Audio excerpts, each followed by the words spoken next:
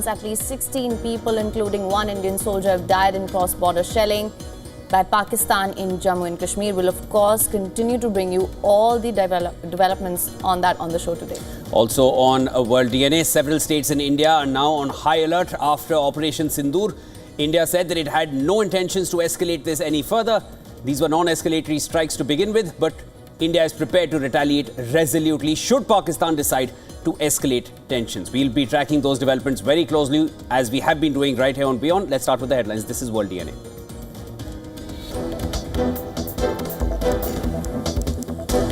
Satellite images show the extent of damage in Pakistan's Bahawalpur and Muridke as India's precision strikes wipe out terror sites belonging to Lashkar-e-Toiba and Jaish-e-Mohammed.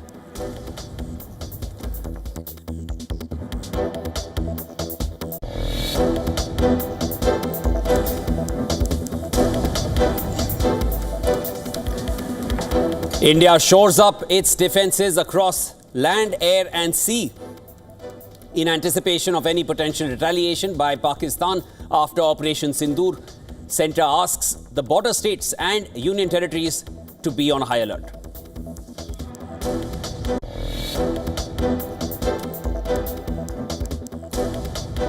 Pakistan continues ceasefire violations, firing reported at many places in Kupwara along the line of control. At least 16 people, including one Indian soldier, have died in cross-border shelling by Pakistan in Jammu and Kashmir.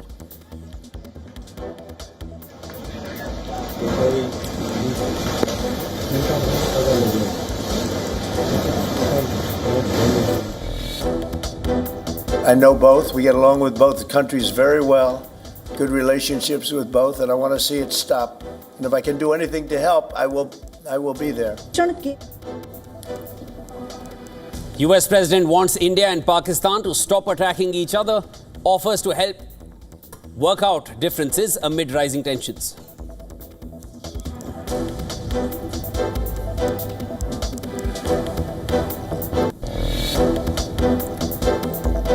Russia says President Vladimir Putin's order for a 3-day truce with Ukraine has taken effect.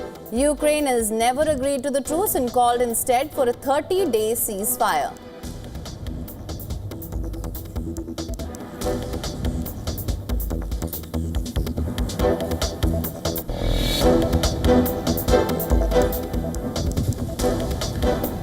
Chinese President Xi Jinping arrives in Moscow to attend the 80th anniversary of Russia's victory in World War II.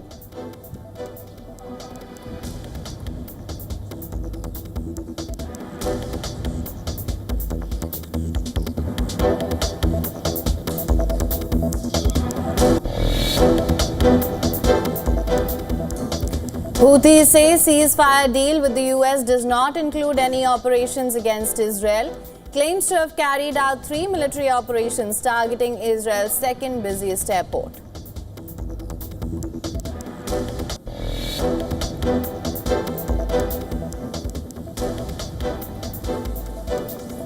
Black smoke rises from a chimney atop the Sistine Chapel at the Vatican. 133 Catholic cardinals meeting in a secret conclave fail to elect a new pope on their first ballot.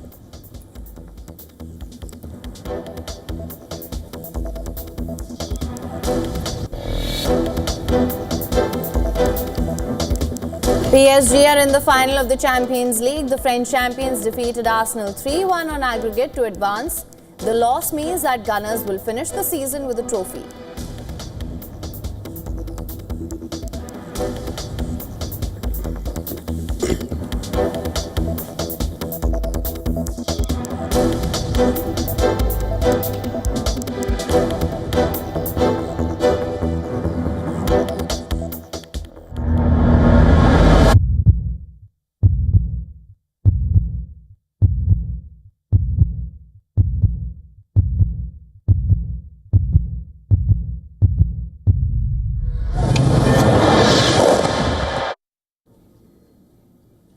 Of course, our top focus on World DNA this morning, Operation Sindur. India struck terror bases in Pakistan and Pakistan-occupied Kashmir. The world is urging restraint. And this is while Pakistan has threatened retaliation against India. But the question on everyone's mind, What's next? After conducting the strike on terror headquarters in Pakistan with clinical precision, India said that it had no intentions to escalate this further, but was prepared to retaliate resolutely should Pakistan decide to do so. Now, this statement was made by National Security Advisor Ajit Doval as he briefed several countries on India's actions in response to the terror attack in Pahalgam that left 26 innocents dead on the 22nd of April. Cornered and exposed for harboring terrorists, Pakistan resorted to vague threats and misinformation online. Speaking to Bloomberg on Wednesday, Pakistan's Defence Minister Khwaja Asif said that the Pakistan military is ready to refrain from further action. He said, and I quote here, "If India chooses to step back, we are fully prepared to wind down this tension." But right after Asif's statement was published, Pakistan authorized its military to take corresponding actions to India's strikes. The National Security Committee, chaired by Pakistani Prime Minister Shehbaz Sharif, said that his country reserved the right to respond to India's airstrikes in self-defense at a time, place and manner of its choosing. Several states in India are on high alert after Operation Sindur. Punjab and Rajasthan have shut schools in border districts. Rajasthan declared a state of high alert in border areas. And as a precaution, Bikaner and Jodhpur airports have been closed. Uttar Pradesh has also issued a red alert. A nationwide civil defense mock drill was conducted as planned to enhance emergency preparedness following the Pahalgam terror attack. The drill tested air raid warning systems, shelter readiness, evacuation procedures, security personnel, civil defense volunteers, emergency vehicles and fire engines were positioned strategically across various locations. Civil defense volunteers, including NCC cadets, home guards and students, participated in simulations to prepare for hostile situations. India is prepared, but does Pakistan have the wherewithal for an escalation here? That is the real question.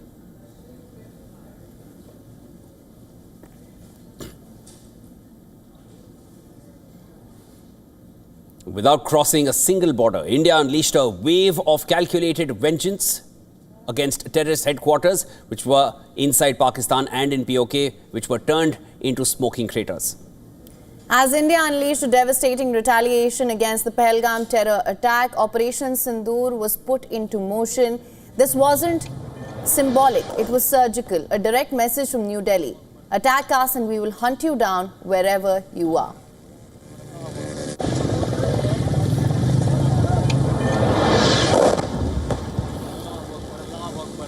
The masterminds of terror thought they were untouchable. India just proved them wrong. In a thunderous show of intent, precision and firepower, India has struck deep inside Pakistan, targeting the very nerve centers of terror. Not just camps, not just launch pads. This time, terror headquarters have been decimated. With Operation Sindur, India has rewritten the playbook on retaliation, pushing the enemy into hiding and the terror masters into panic. This is the third and most powerful surgical strike carried out by India. Our intelligence monitoring of Pakistan-based terrorist modules indicated that further attacks against India were impending. There was thus a compulsion both to deter and to preempt. Earlier this morning, as you would be aware, India exercised its right to respond and preempt as well as deter more such cross-border attacks. These actions were measured, non-escalatory, proportionate and responsible. History offers grim reminders to Islamabad. On the 14th of February 2019, the Pulwama terror attack killed 40 CRPF soldiers when a suicide bomber rammed an explosive-laden vehicle into their convoy. India's retaliation came swiftly. Just 12 days later, in 2019, on the 26th of February, the Indian Air Force struck a Jaish-e-Mohammed training camp deep inside Pakistan in Balakot. Precision airstrikes. 12 Indian Air Force Mirage 2000 fighter jets unleashed 5 one-ton payloads targeting terror infrastructure with surgical accuracy. Earlier in September 2016, 4 Jaish-e-Mohammed terrorists from Pakistan targeted Indian Army Brigade headquarters near the town of Uri in Jammu and Kashmir. 19 Indian soldiers were killed in the attack and 19 to 30 others were injured. And again, just 11 days later, India responded with surgical strikes on the 29th of September 2016 against multiple terror launch pads across the line of control. These operations sent a clear message that India will not tolerate terror sanctuaries. This time when Pahalgam was targeted on the 22nd of April, India responded after 15 days. Indian fighter jets unleashed fury, destroyed 9 terror camps, some deep inside Pakistan.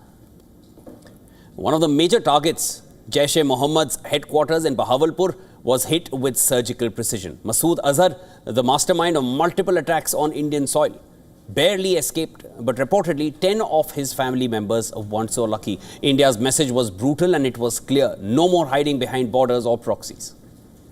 Lashkar-e-Toiba's command center in Muridke, the infamous site where Hafiz Saeed plotted 2611, is reduced to rubble.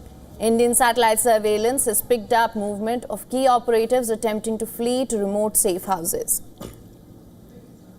On the terror camps were undertaken through precision capability, as shown to you. A niche technology weapons with careful selection of warheads was ensured so that there will be no collateral damage. The point of impact in each of the target was a specific building or a group of buildings. All the targets were neutralized with clinical efficiency, and the results reiterate the professionalism of the Indian Armed Forces in the planning and execution of their operations. India did not cross the border. It didn't need to. Using precision standoff weapons guided by real-time intel and satellite tracking, targets were selected, they were locked, and then they were destroyed.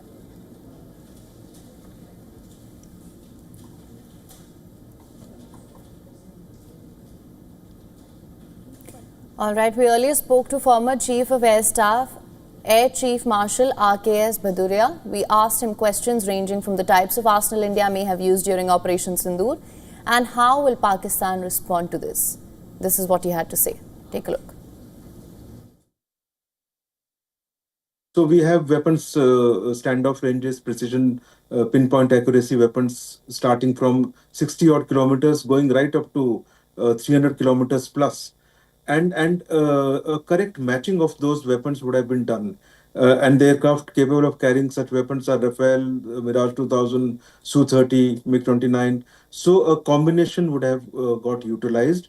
I have no confirmed information on what exactly was used by the Air Force, but I'm covering from the kind of weapons available and what would have been done. Yeah, from Balakot times, I think we have come a long way. Both in terms of kind of aircraft available. You mentioned Rafale. Rafale comes with huge capability in terms of its own capability, the technological capability, and the kind of weapons, essentially scalp and hammer kind of weapons, which are standoff and highly accurate. And in this period, we have also inducted, long-range precision weapons. We had Spice earlier, advanced version of Spice.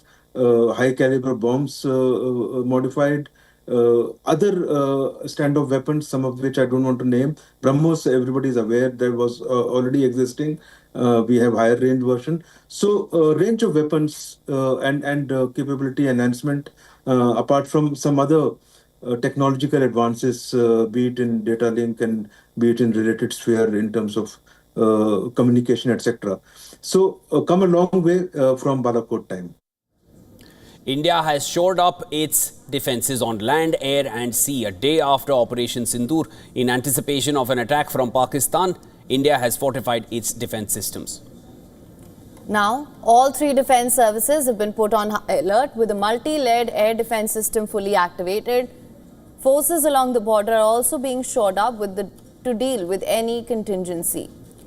Police units have been directed to work in tandem with defence forces, while intelligence agencies are monitoring every movement along the western border. Border states have also been put on high alert after Operation Sindur. Centre has asked states and union territories that share borders with Pakistan and Nepal to make preparations for smooth operations of essential services, stay on alert to deal with any situation and keep a strict vigil on anti-national agenda. On Wednesday, Union Home Minister Amit Shah held a meeting with chief ministers of 9 border states and along with union territories, Punjab, Rajasthan, Gujarat, Uttar Pradesh, Uttarakhand, Bihar, Sikkim, West Bengal, Jammu and Kashmir. The Lieutenant Governors of Ladakh and Jammu and Kashmir were all present.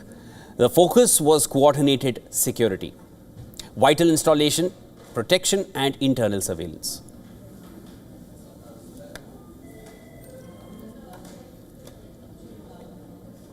Now, WION correspondent Susan Tehrani spoke to Israel's permanent representative to the United Nations, Ambassador Danny Danon. She asked him about Israel's take on Pakistan's cross-border terrorism. Listen to this.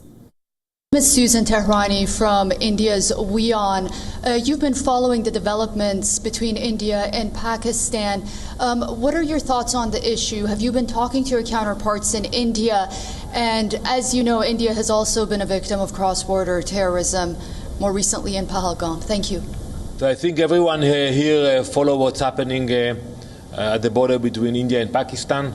We hope that calm will be restored. But one thing I can tell you, don't allow Iran to get in between. They will not bring stability to the region. I saw the report that the Iranians are trying to mediate the talks. That's the last thing you should do, is allow Iran to be, because wherever you see the Iranians, you will find a chaos.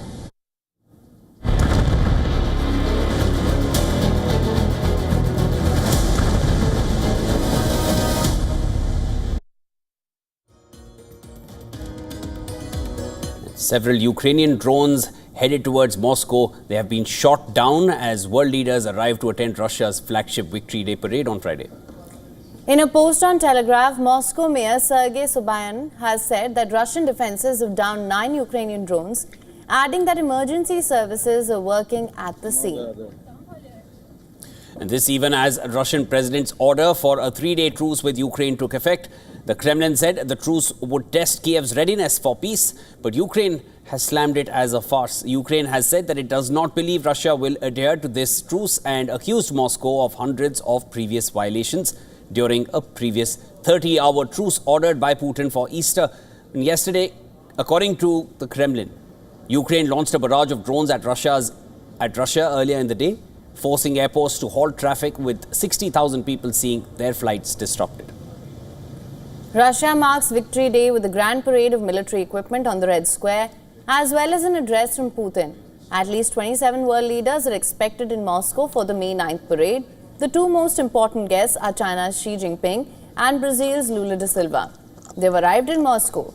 Kremlin spokesperson Dmitry Peskov said the country's military and special services are taking all necessary measures to ensure that the celebration takes place in a calm, stable and peaceful atmosphere. He also said authorities have jammed internet connections ahead of the parade, citing the threat from Kyiv. The leaders of Vietnam, Mongolia, Egypt and Myanmar, all long-standing partners of Russia, are expected to attend. From Africa, the heads of Burkina Faso, Zimbabwe, Republic of the Congo, Ethiopia, Equatorial Guinea will be attending as well. Russia's traditional ex-Soviet allies and partners are also due in Moscow. Those include leaders of Armenia, Kazakhstan and Belarus. Apart from Kazakhstan, the leaders of other 4 former Soviet republics of Central Asia are also on the guest list. That's Uzbekistan, Tajikistan, Kyrgyzstan and Turkmenistan.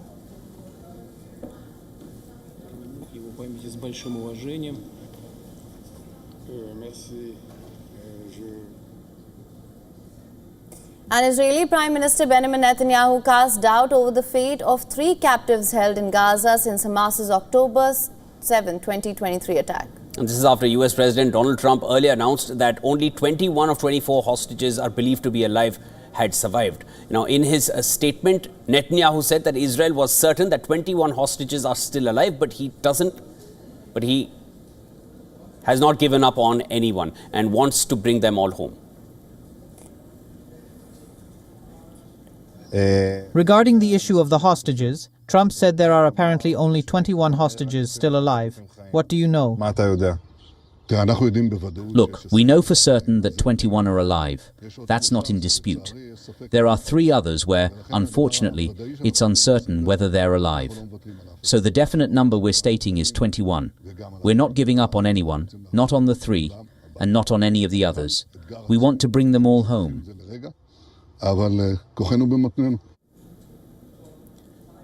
Now on Tuesday, Trump said 24 hostages were alive a week ago, but the figure was now 21. He did not cite a source or provide further details. He said he wants to try and get as many hostages saved as possible.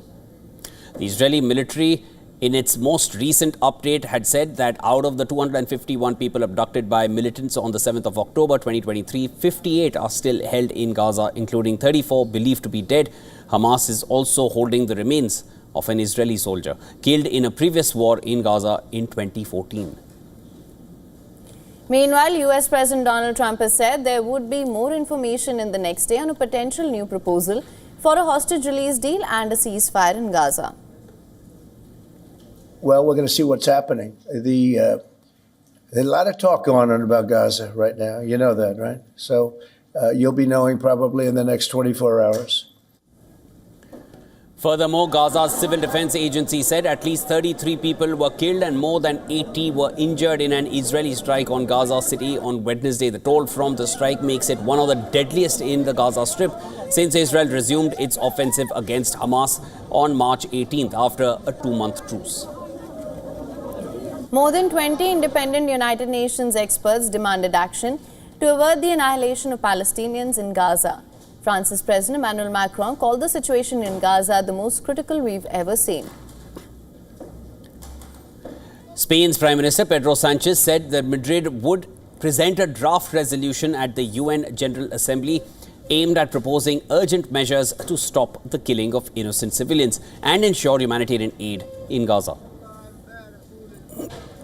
British Prime Minister Keir Starmer told Parliament that the situation in Gaza and the occupied West Bank was increasingly intolerable. EU Foreign Policy Chief Kaja Kallas said that Brussels had made an offer to Israel to help distribute aid in Gaza as the blockade there raises fears of a humanitarian catastrophe. Saudi Arabia has also expressed its categorical rejection of Israel's plan to expand its offensive in the Gaza Strip and called for violations of international law to end.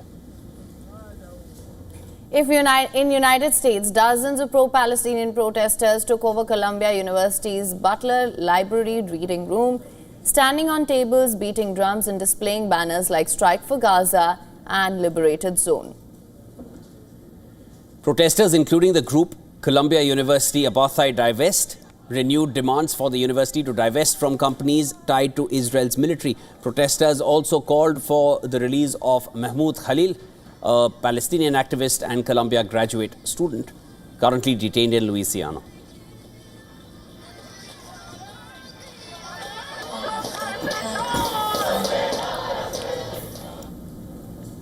The first day of the Papal conclave ended in disappointment for thousands of faithfuls. The cardinals failed to elect a new pope on the first vote as progressives and traditionalists fight for supremacy.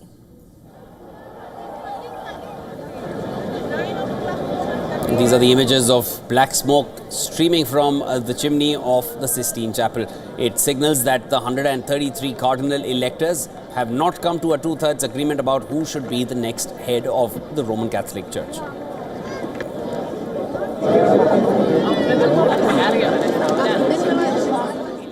A huge crowd that had gathered in St. Peter's Square cheered as black smoke billowed from the chimney. Many members made for the exits after waiting for more than 3 hours for the smoke to appear.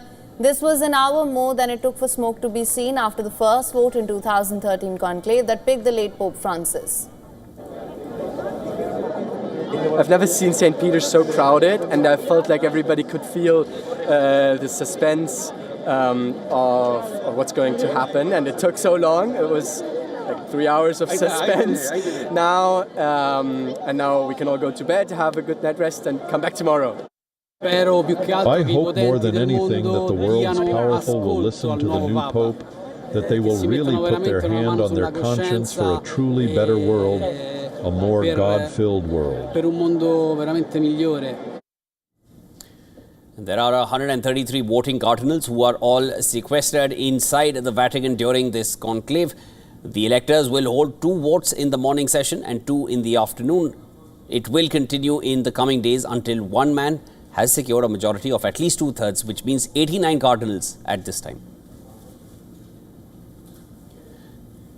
At the end of each voting session, the cardinals burn the ballots. Black smoke means the cardinals haven't reached a consensus, and the white smoke means there's a new pope.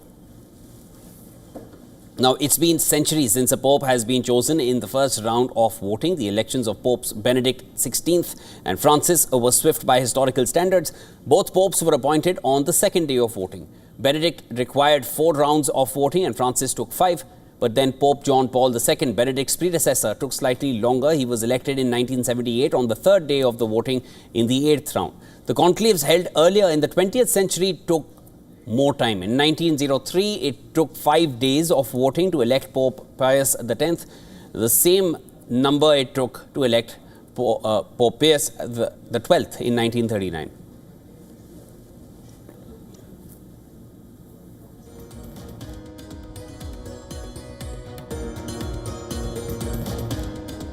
And the crowd, I think, is very relieved. Studio.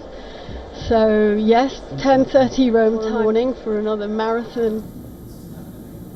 And with that, it's time now for a short break. Don't go anywhere. This is World DNA. Heyman and I will be back with you on the other side. Lots more to discuss. After Indian Armed Forces launched Operation Sindur, the satellite images taken on the 7th of May 2025 show various terrorist camps in the Pakistani cities of Bahawalpur and Muridke in a damaged state inside. We'll bring you a glimpse of those photographs in a complete detail.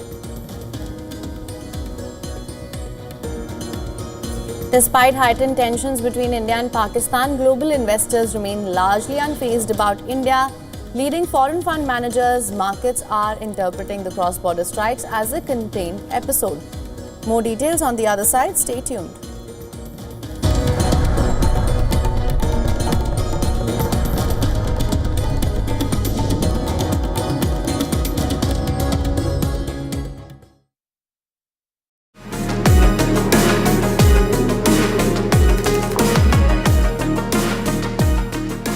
Catch me on Token Money Magnet as I demystify tokenization for you, only on WION.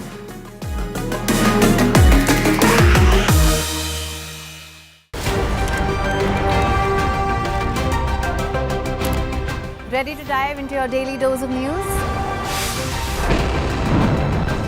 Bringing you what's trending in the West and all that's setting trends in the East. And all of this served up with a side of insightful banter. We don't just bring you the latest stories. We bring you your talking points for the day. And while you do that, from the busy streets of New York, I will provide you with deeper insights on the developments through the course of the day in the U.S. The show that keeps you ahead of the global curve. A conversation you'd want to be a part of. A place where news becomes an engaging exchange. We bring you stories that impact your present. This is World DNA. Join the conversation.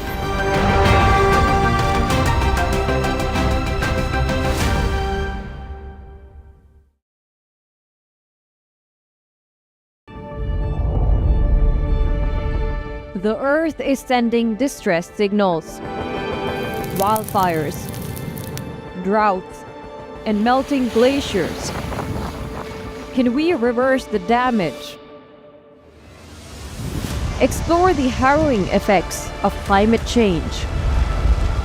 It's a wake-up call. Global emergency. Climate Tracker on WION World is One. From the bustling trading floors of Wall Street to the vibrant exchanges of Asian stock markets, WION breaks it down for you to make sense of what's happening. As we reveal the key factors behind events, strategic battles, and the game-changing business decisions that shape the world. We bring you all of this and more on World Business Watch. From the bustling trading floors of Wall Street to the vibrant exchanges of Asian stock markets, WION breaks it down for you to make sense of what's happening. As we reveal the key factors behind events, strategic battles, and the game-changing business decisions that shape the world. We bring you all of this and more on World Business Watch.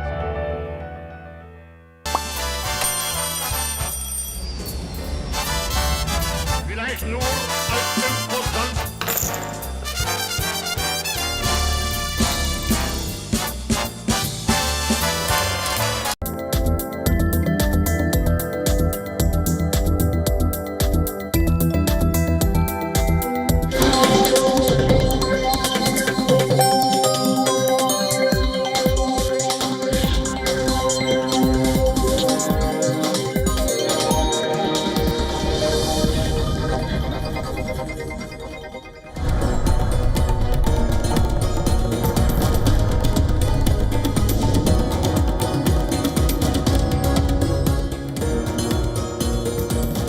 Welcome back, viewers. You're watching World DNA with Haim. I'm Shivan. Lots more to discuss. Let's start with the headlines.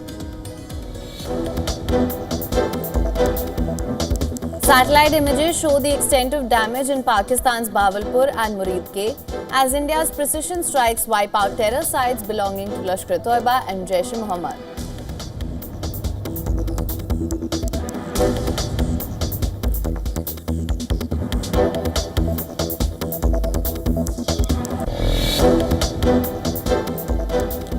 India shores up its defences across land, air and sea in anticipation of any potential retaliation by Pakistan after Operation Sindur.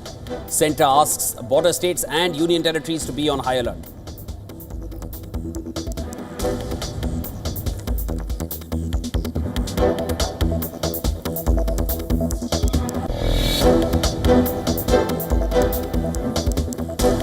Pakistan continues ceasefire violations, firing reported at many places in Kupwara along the line of control. At least 16 people, including one Indian soldier, died in cross-border shelling by Pakistan in Jammu and Kashmir.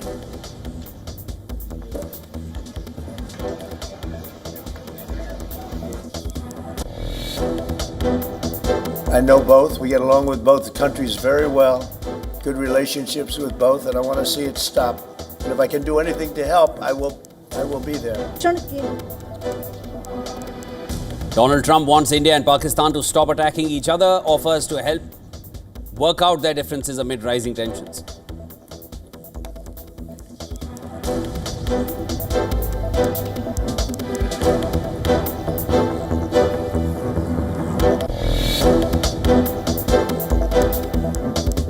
Russia says Vladimir Putin's order for a 3-day truce with Ukraine has taken effect. Ukraine has never agreed to the truce and called instead for a 30-day ceasefire.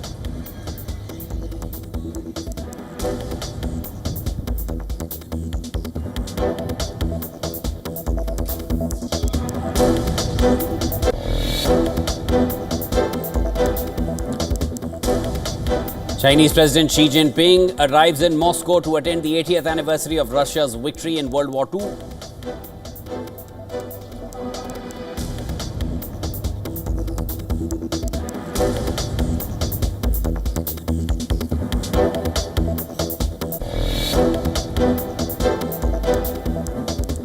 Houthis say ceasefire deal with the US does not include any operations against Israel. Claims to have carried out 3 military operations targeting Israel's second busiest airport.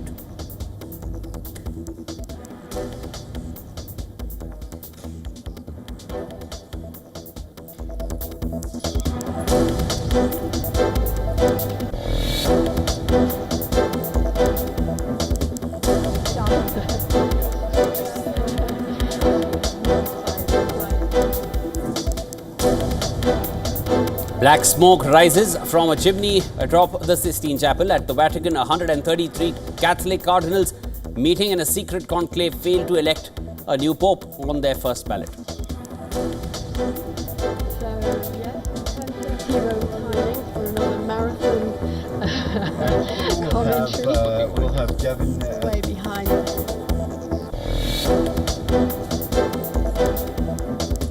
PSG are in the final of the Champions League. The French champions defeated Arsenal 3-1 on aggregate to advance.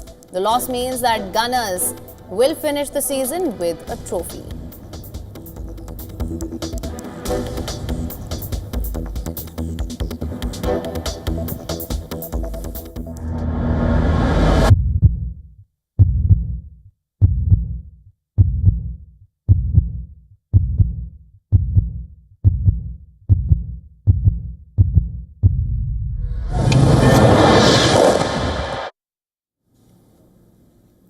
Now, a little after midnight on Wednesday, Indian Armed Forces launched Operation Sindur.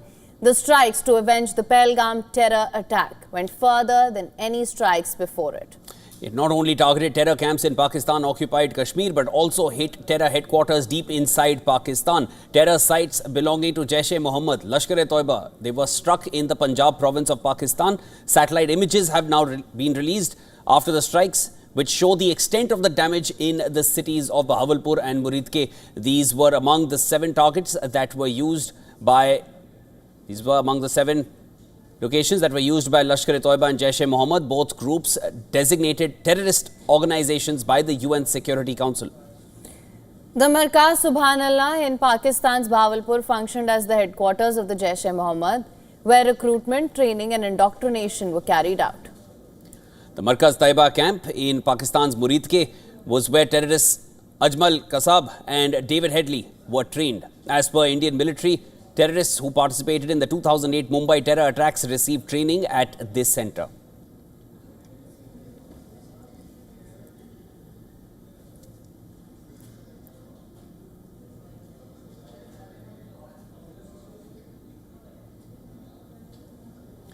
Following Operation Sindur, the Indian government has ramped up security measures. Border states have been put on high alert and flights to and from sensitive areas have been suspended. Now, as per directives from the Aviation Authority, Srinagar Airport has been closed for civil operations until further notice. Flights to and from Srinagar have been cancelled until the 9th of May. Flights to and from border states like Punjab, Himachal Pradesh, Rajasthan and Gujarat have also been suspended for the time being. Issuing a statement, Air India announced full refunds on cancellation as well as one-time waiver on rescheduling flights up to 30th of June 2025 for those holding defence fares. Indigo Airlines has extended full waiver of change and cancellation fees for travel to or from Srinagar till the 22nd of May for bookings made on or before 22nd of April.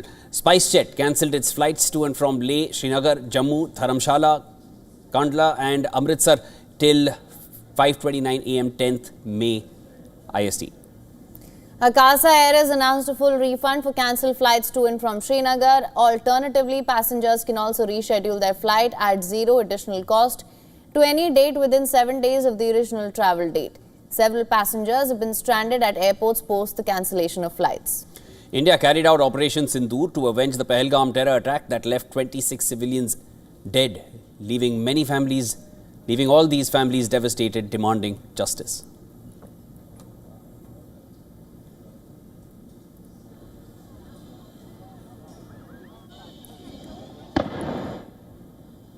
All right, for more on this, we're now being joined by Assistant Editor for Foreign Affairs, Siddhant Sibal. Siddhant, thank you so much for joining us. Of course, we know many states in India are on high alert. India has made it very clear that these were non-escalatory strikes, but is prepared to resolutely and proportionately respond if Pakistan does choose that route once again. What can you tell us? What's the latest, Siddhant? Well, we know that the tensions remain. There is a lot of, in terms of precautionary measures taken by the government here in India. Also the state governments, the provincial governments bordering Pakistan as well. Of course, there are reports coming from the Union Territory of Jammu and Kashmir that schools will be closed. But while overnight nothing major has happened other than, of course, the continuous ceasefire violation by the Pakistani side, the situation remains sensitive. Perhaps later today we will see more developments. A lot of meetings are expected to happen here in New Delhi, including, of course, an all-party meeting that is being reported in Islamabad as well. We know that there could be the parliament meeting as well. So both sides, of course, trying to note what the other side has been doing, but a clear message has been sent by the Indian side when it comes to the issue of cross-border terrorism. For the first time, India has made strikes inside Pakistan in decades, and that too at the terror camps in Muridke and other places. These are places in Pakistan, but also Pakistan-occupied Kashmir. We have seen that since then, internationally, comments have been coming up with countries calling for restraint. Siddhant, Khwaja Asif, the Defence Minister of Pakistan, initially that statement had come out from his side saying that if India does not escalate this further, Pakistan is also willing to back off. But then there came the statement from the Security Cabinet saying that Pakistan now has the right to respond in a manner, in a time of its choosing. There is a slight major difference there, in fact. Your thoughts on that? Well, there is a lot of back and forth coming from the Pakistani side. There are a lot of comments they have been saying, then backtracking from then. but we saw that how there was an address by the Pakistani Prime Minister late night at 10 p.m. Indian Standard Time. There was a presser by the DG ISPR as well, and it looks like that they are preparing for some kind of escalation, something that the international community has warned against, calling India and Pakistan to restrain. But all in all, it looks like the situation is quite fluid right now on the ground, whether it's Jammu and Kashmir, whether it's here in Delhi, or of course what is happening in Islamabad as well. Definitely, Siddhant. We'll need to wait and see how the developments pan out post the meetings that you mentioned. You are going to be tracking those closely, and we'll be keeping in touch to get the latest from you. That was Siddhant Sibal getting us the latest, our Assistant Editor for Foreign Affairs. All right, we can move further at this point. India carried out strikes across the line of control to avenge the deaths of 26 innocent civilians in Pahalgam on the 22nd of April. Within 15 days of the dastardly attack on tourists in Kashmir, India chose to strike 9 specific terror targets across the line of control. Why did India choose these particular 9 locations? My colleague Molly Gambhir will get you all the details on this. Listen to this. In a calculated high-tech operation, the Indian Armed Forces executed Operation Sindur, deploying long-range standoff weapons to surgically neutralize 9 terror facilities inside Pakistan and Pakistan-occupied Kashmir. Not a single Indian jet crossed the line of control or the international border. No military targets were hit. No civilian lives were endangered, but the message was unmistakable. India struck hard, precisely, and relentlessly. Now, let's just take a closer look at the 9 terror targets that we are talking about, destroyed inside Pakistan and Pakistan-occupied Kashmir. 4 targets belong to the Jaish-e-Mohammed, 3 to the Lashkar-e-Toiba, 2 Hizbul Mujahideen. The Savai Nala camp, this is in Pakistan-occupied Kashmir's Muzaffarabad, to be very precise. That's where it is. This was a training center for the Lashkar-e-Toiba, and terrorists involved in October 2024 attack in Sonmarg were in fact trained here. Sayyidina Bilal camp, another terror hub in Muzaffarabad. This was the staging area, in fact, of the terror group Jaish-e-Mohammed. This was also a weapons, explosives, forest survival training center. Let's also talk about the Gulpur camp in Kotli in Pakistan-occupied Kashmir. This was a base camp of the Lashkar-e-Toiba that was active in Rajouri and Poonch areas of Jammu. Attacks in Poonch itself on April 20, 2023 and June 9, 2024 attack on a bus of pilgrims were carried out by terrorists trained right here. The Barnala camp in Bhimber, located around 9 kilometers from the line of control. This was also a weapons and explosives handling and jungle survival training center. Also the Abbas camp in Pakistan-occupied Kashmir's Kotli. This is located around 13 kilometers from the line of control. It was a training center for the Lashkar suicide bombers. It had a capacity to train 15 terrorists. Let's now take a look at the terror hubs targeted inside Pakistan. The Sarjal camp in Pakistan's Sialkot.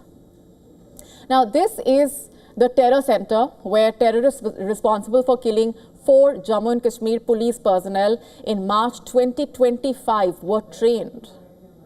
The Memuna Joya camp.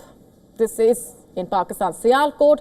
Pathankot Air Force Base camp attack was planned and carried out from this terror camp right here. The Markaz Toiba camp in Pakistan's Burdrike. Terrorists who participated in the 2008 Mumbai terror attacks received training at this center, and terrorists Ajmal Kasab, David Headley were training at this camp. Markaz Subhanallah in Pakistan's Bahawalpur, this is the headquarters of the Jaish-e-Mohammed, remember, where recruitment, training and also indoctrination were carried out.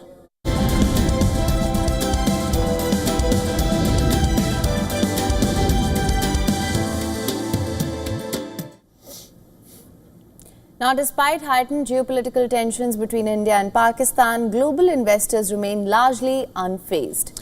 And they maintain a calm and calculated view of this situation. According to leading foreign fund managers, markets are interpreting the cross-border strikes as a contained episode with limited likelihood of further escalation into a broader conflict. Experts suggest that while there may be some short-term uncertainty, the overarching sentiment remains focused on economic fundamentals and trade opportunities rather than military developments.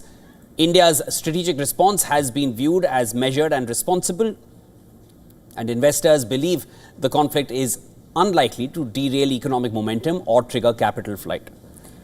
Attention is instead shifting towards India's expanding trade relations, particularly the anticipated India-US trade agreement, which is expected to create significant tailwinds. With global supply chains in flux due to rising tariffs on China, India is seen as potential beneficiary in the reordering of global trade dynamics. From a market fundamentals perspective, there is no immediate trigger for an upgrade in earnings forecasts, but the slowdown in downward revisions suggests underlying resilience. Valuations remain balanced, with geopolitical risks largely priced in given the current non-escalation base case. Additionally, macroeconomic indicators provide a buffer. Surplus liquidity, expectations of a potential interest rate cut, and pro-growth regulatory signals continue to underpin confidence in India's medium-term economic outlook.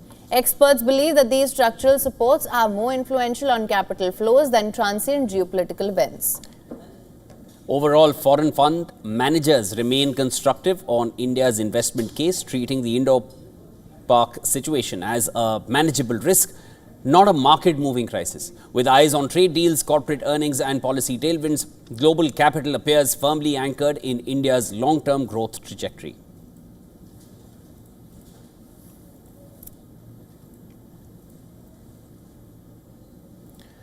The US Federal Reserve has announced a pause in rate changes, holding its benchmark lending rate steady. This decision, made unanimously by policymakers, comes amid growing uncertainty over US trade policy. Take a look. In support of our goals, today the Federal Open Market Committee decided to leave our policy interest rate unchanged. The risks of higher unemployment and higher inflation appear to have risen, and we believe that the current stance of monetary policy leaves us well positioned to respond in a timely way to potential economic developments. Fed Chair Jerome Powell cited significant risks from recent tariff actions, highlighting potential challenges to the central bank's dual mandate, managing inflation and supporting employment. Despite volatility in trade, the Fed noted that solid economic activity continues, supported in part by a surge in imports ahead of the new tariffs. I don't think we can say, which way this will shake out. I think there's a great deal of uncertainty about, for example, where tariff policies are going to settle out, and also when they do settle out, what will be the implications for the economy, for growth, and for employment. I think it's too early to know that. So, ultimately, we think our policy rate is in a good place to stay as we await further clarity on tariffs and ultimately their implications for the economy. Now, President Trump's recent tariff rollout has introduced new economic risks. In April, the administration imposed steep tariffs on Chinese goods and baseline tariffs on most other countries. This triggered weeks of financial market volatility and a temporary spike in imports. The Fed acknowledged these developments, warning that higher import costs could fuel inflation, while trade disruptions may raise unemployment and slow growth. Economists now expect short-term economic contraction and reduced momentum through mid-year. While markets had anticipated possible rate cuts this year, analysts now predict no move before September, citing the 90-day pause on reciprocal tariffs. Fed Chair Powell reiterated the central bank's independence, stating that public criticism, including from the president, would not influence monetary policy.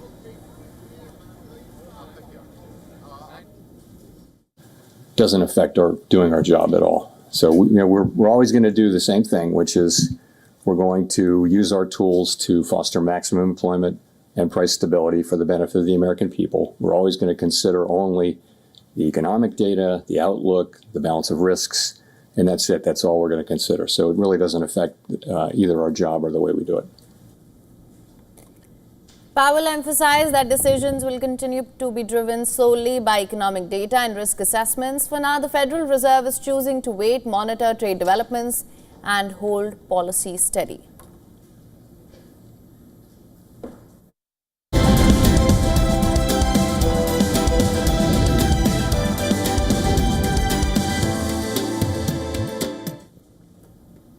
Indian Test captain Rohit Sharma has announced his retirement from the longest format of the game. India will now need to appoint a full-time Test captain ahead of this summer's England tour. Sharma announced the decision on Wednesday on Instagram. Sharma said, and I quote from it, "I would just like to share that I am retiring from Test cricket. It's been an absolute honour to represent my country in whites.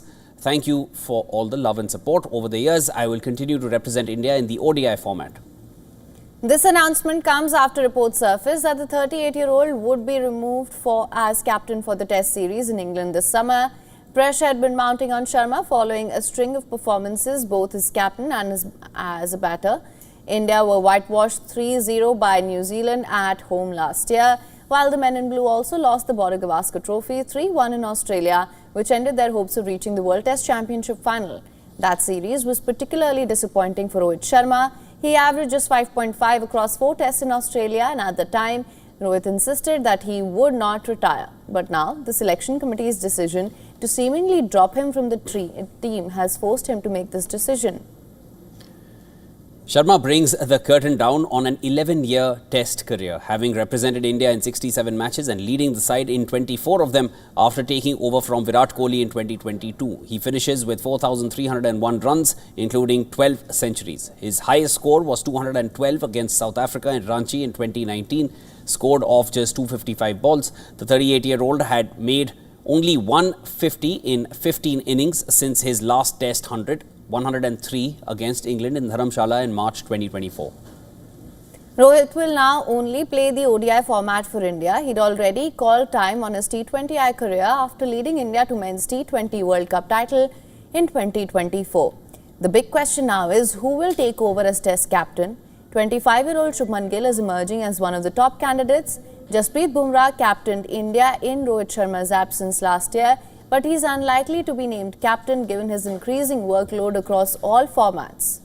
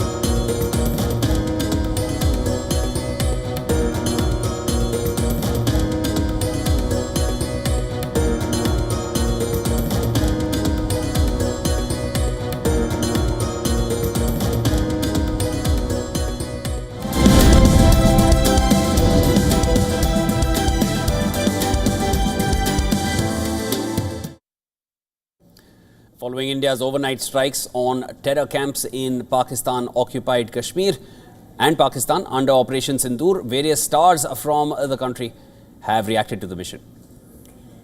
All right, let's begin with Akshay Kumar. The actor reposted a statement shared by the Indian Army with the words Operation Sindur, and he captioned Jai Hind, Jai Mahakal. South superstar Rajnikant voiced strong support for Operation Sindur. The jailer star praised the Indian Armed Forces and Prime Minister Modi. He wrote, and I quote from it, "The fighters' fight begins. No stopping until the mission is accomplished. The entire nation is with you." Speaking of other South actors, Pushpa star Allu Arjun hailed the military action and said, "May justice, peace serve, Jai Hind." RRR actor Junior NTR also expressed his support to the armed forces. His post read, and I quote from it, "Praying for the safety and strength of the Indian armed forces." Kerala-based actor Mohanlal wrote, and I'm quoting here, "We wore Sindur not just as a tradition but as a symbol of our unwavering resolve. Challenge us and we will rise fearless and stronger than ever. Saluting every brave heart of the Indian Army, Navy, Air Force and BSF. Your courage fuels our pride, Jai Hind." Meanwhile, Bollywood actor Paresh Rawal took to his social media to post emoticons of folded hands, a gesture used in Indian culture to pay respect. His Hera Fairy co-star and actor Sunil Shetty wrote, "Terror has no place, zero tolerance, total justice." A post from actor Siddharth Malhotra said, and I'm quoting here, "Zero tolerance for terrorism." And then Raid 2 superstar Ritesh Deshmukh expressed his solidarity with his country's armed forces. Echoing similar sentiments was actor KK Menon, who also sent his best wishes to the Indian Army. Actor Kajol also took a moment to shower respect and gratitude to the armed forces. Speaking of filmmakers, Madhur Bhandarkar wrote, and I'm quoting, "Our prayers are with our forces, one nation standing together, Jai Hind, Vande Mataram." Airlift star Nimrat Kaur also reacted to the mission. Her post read, and I'm quoting here, "United with our forces, one country, one mission, Jai Hind." These actors' reactions came shortly after the Ministry of Defence confirmed that Indian Air Force had hit multiple terror infrastructure sites in Pakistan-occupied Kashmir and Pakistan.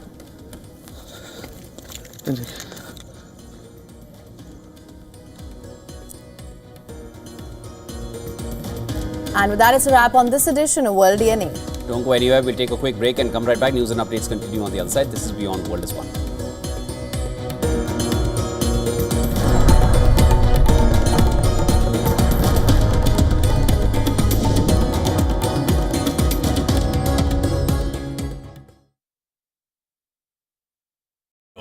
India's Global Voice, the channel that brings you the biggest stories from across the world through India's lens. Now available in more than 190 countries worldwide. Because we believe that the world is one.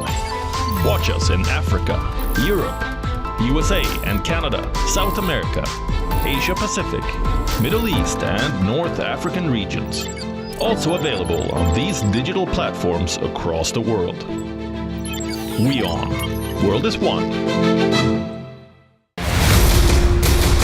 From protests to rejecting the CFA franc to condemnation worldwide, alliance of the Sahel nations of Burkina Faso, Niger and Mali now expand their confederal bank as other countries in the region, including Togo, intimate their interests to join the group.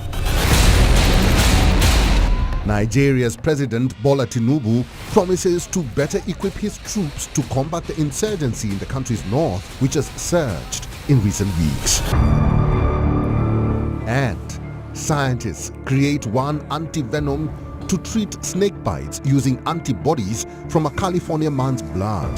Tim Fried has injected himself with snake venom 654 times over 18 years. Watch World of Africa at these times on WION. World is one.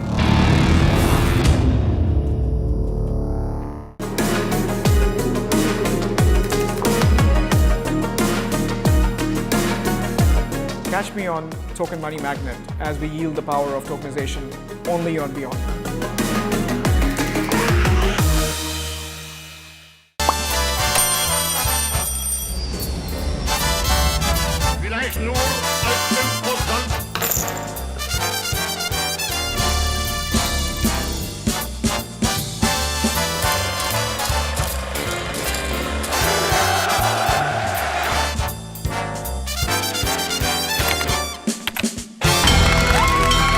From the bustling trading floors of Wall Street to the vibrant exchanges of Asian stock markets, WION breaks it down for you to make sense of what's happening.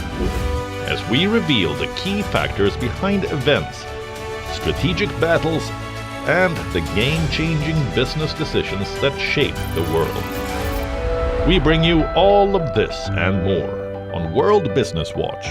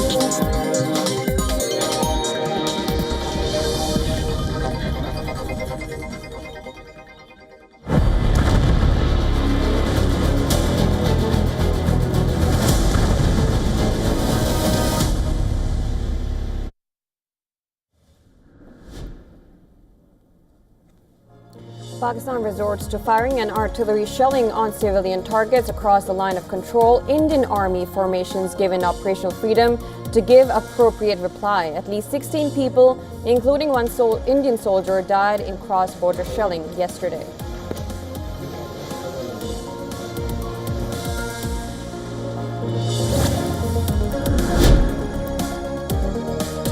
Satellite images show extent of damage in Pakistan's Bawalpur and Muridke as India's precision strikes wipe out terror sites belonging to Lashkar-e-Taiba and Jaish-e-Mohammed.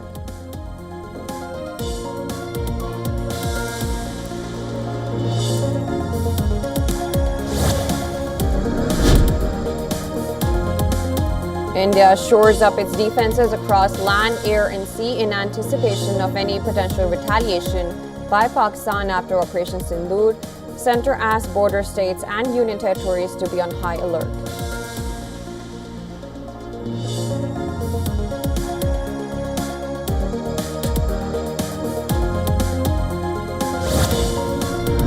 I know both. We get along with both countries very well. Good relationships with both, and I want to see it stop. And if I can do anything to help, I will be there.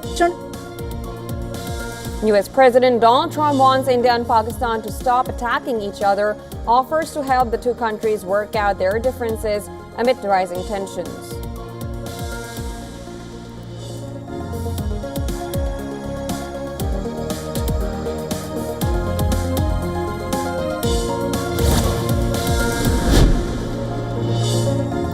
Russia says President Vladimir Putin's order for a 3-day truce with Ukraine has taken effect. Ukraine has never agreed to the truce and called instead for a 30-day ceasefire.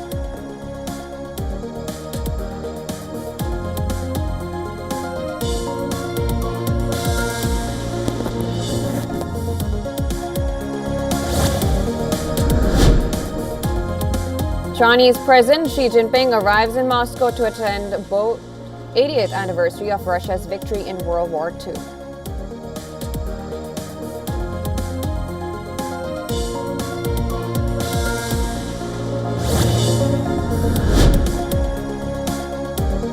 Houthis say ceasefire deal with the U.S. does not include any operations against Israel, claim to have carried out 3 military operations targeting Israel's second busiest airport.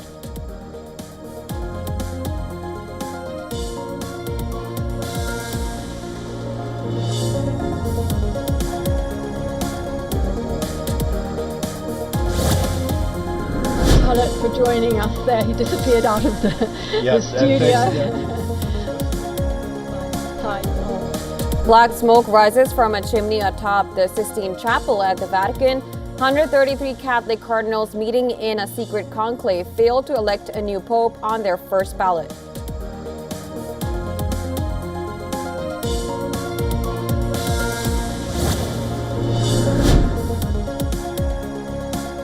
PSG are in the final of the Champions League. The French champions defeated Arsenal 3-1 on aggregate to advance. The loss means that Gunners will finish the season with a trophy.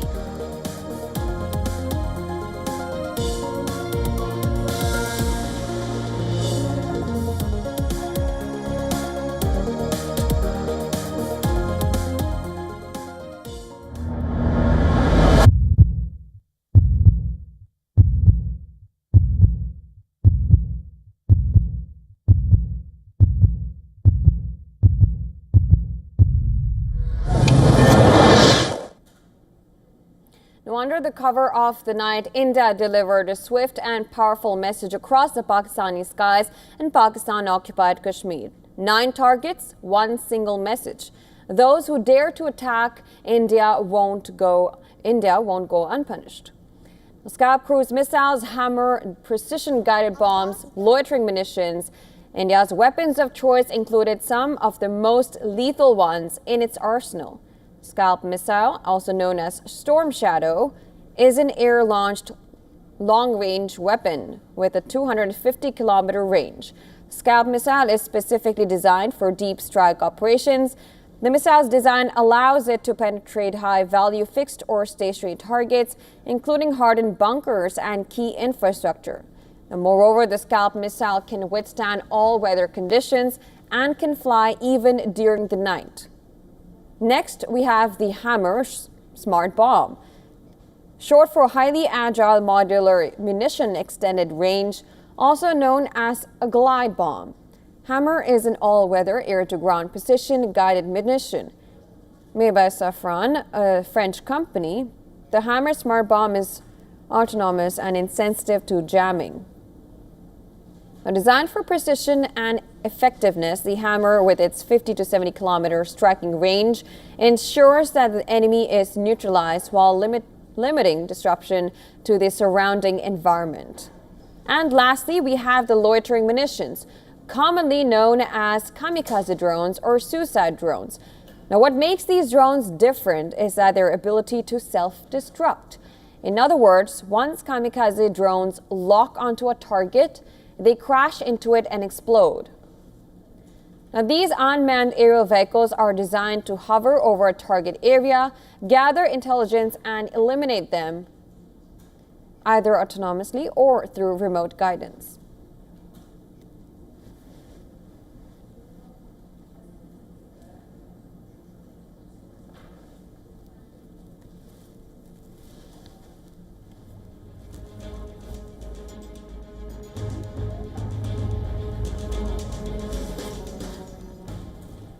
And well, earlier we spoke to retired Lieutenant General D.S. Huda, former Northern Army commander, someone who spearheaded the 2016 surgical strikes across the LOC. And this is what he shared with us. I think this is much larger in scale and scope than we have seen both in 2016 and 2019. By hitting targets, particularly aimed at terrorist leadership, the Jaish in Murid Khe and the Jaish-e-Mohammed in Bahawalpur. I think the message that is going out is that, look, it's not only the sort of foot soldiers that you have that are going to get hit, but also the leadership which is planning these terrorist operations is also going to be hit. The fact that, we have hit in Punjab across the international border. As I said, the fact that we've hit 9 camps, including the headquarters of LET and Jaish. This is a very, very powerful message that, major acts of terror will be responded to very, very strongly by.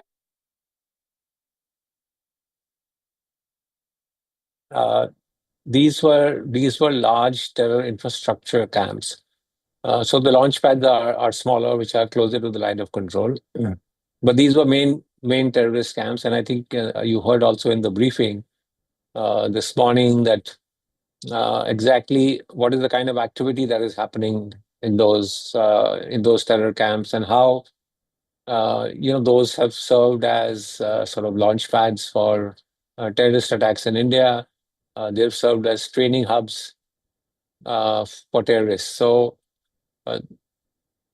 I think the choice of targets has been based on really sort of critical terrorist infrastructure that exists both in Pakistan-occupied Kashmir as well as in mainland Pakistan. From what we know, most of these targets have been hit by missiles from aircraft. And these are standoff long-distance missiles, so you don't really have to cross over into Pakistani airspace or territory to carry out these attacks. So remaining on our side of the border, these targets have been struck and taken out. And we can sort of look at and see the accuracy of the target planning, the accuracy of the missiles by pictures that we have seen on how they have pinpointedly struck the targets that they had planned.